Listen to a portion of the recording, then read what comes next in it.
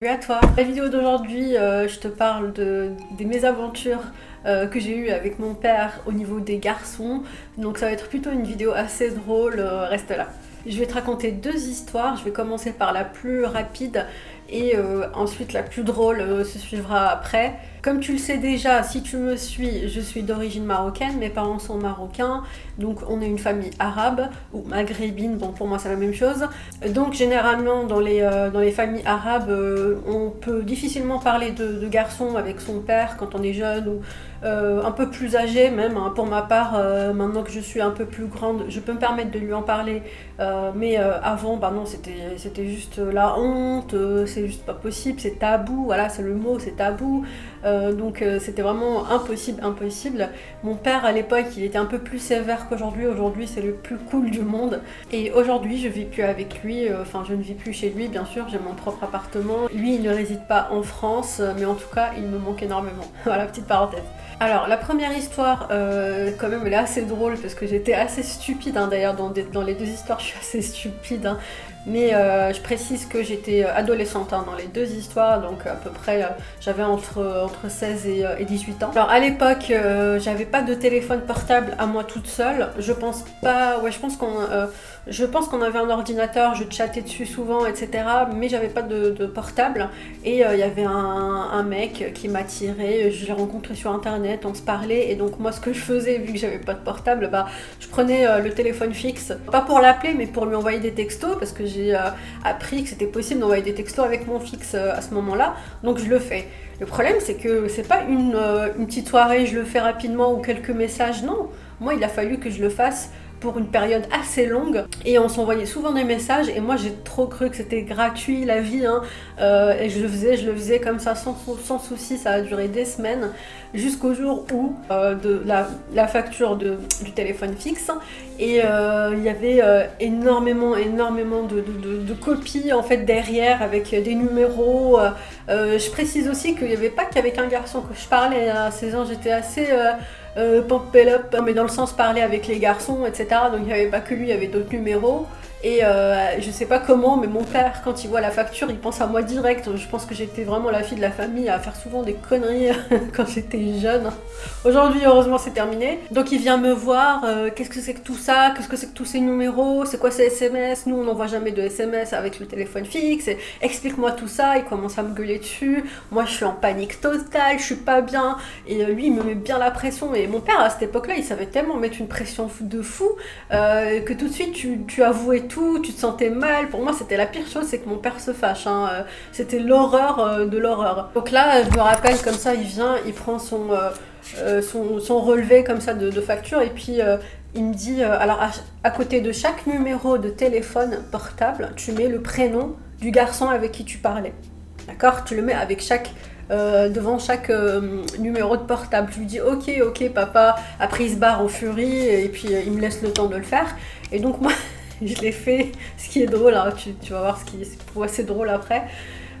Donc quand il revient pour prendre les notes, enfin voir voilà, le compte rendu, bah, en fait vraiment à l'époque, je sais pas si j'étais blonde, bon bien sûr je rigole quand je dis blonde, hein, je respecte les blondes, mais voilà c'est une expression, j'étais bête, hein, clairement bête. Donc en fait il y a par exemple le même numéro du garçon qui se répétait plusieurs fois ici, donc on avait le même numéro, puis ensuite un autre numéro pareil, et imaginons que le premier il s'appelle Alex, alors je vais écrire Alex, alors que c'est le même. C'est le même. En fait, c'est le même numéro. Donc, Captain Obvious, quand c'est le même numéro, bah forcément, il suffit d'écrire le prénom une fois et passer au suivant numéro. Mais si c'est plusieurs d'affilée, même numéro, c'est pas la peine d'écrire le même prénom. Et moi, j'écrive à chaque fois Alex, et puis Romain, bon voilà, des choses comme ça, par exemple, les prénoms, je les dis au hasard. Et mon père, quand il voit ça, il me dit, non mais t'es bête ou quoi? Non mais pourquoi tu écris souvent le même prénom? Tu crois que j'ai pas compris? En fait, c'est le même numéro, je sais très bien, c'est pas la peine d'écrire tous les prénoms de garçons, genre plusieurs fois le même prénom et tout. Et moi, là, je me dis, oh là là, mais quel teubé et tout, ça va pas du tout. Et en plus, ça fait que énerver encore plus, on avait écrivant le même prénom plusieurs fois, bon bref. Voilà pour l'anecdote. Sur le coup, en fait, mon père il était tellement doué pour faire la pression, mettre la pression à ce moment-là que bon, rien que ça a suffi pour ne plus que je recommence. Mais voilà, c'était quand j'y repense aujourd'hui, bah, je suis un peu morte de rire, alors que bon, à l'époque, j'étais juste pas bien et puis voilà. Maintenant, je vais te raconter la deuxième histoire. J'étais donc au lycée, début d'année de lycée, et j'avais mon petit copain du moment, hein, voilà, on était amoureux, etc.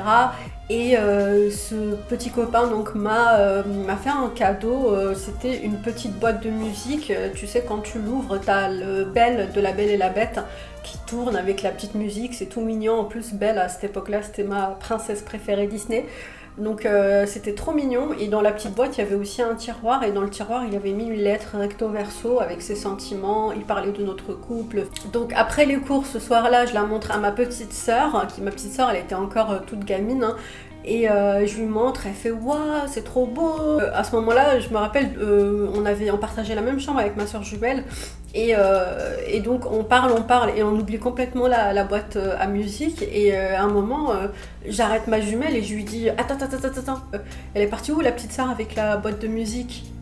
Et après on commence à avoir un moment de panique toutes les deux, on se regarde pendant un moment, là le temps s'est arrêté je crois, et là j'entends un Ouda, donc mon père qui crie mon prénom. Et là, ça y est, je sais que je suis morte, hein. Je regarde ma soeur jumelle, on se regarde, elle sait que je vais mourir, elle me regarde avec compassion, moi je la regarde avec pitié et au secours. Je prends mon courage, je passe le couloir, je vais dans le salon pour voir mon père comme ça, toute timide, toute honteuse et tout. Oui papa, qu'est-ce qu'il y a? Et là il me dit, qu'est-ce que c'est que ça là? Et je voyais donc avec la lettre... il a fallu qu'elle soit énorme, donc c'était un papier A4 recto verso, hein. Le mec il était très inspiré, hein, ce jour-là.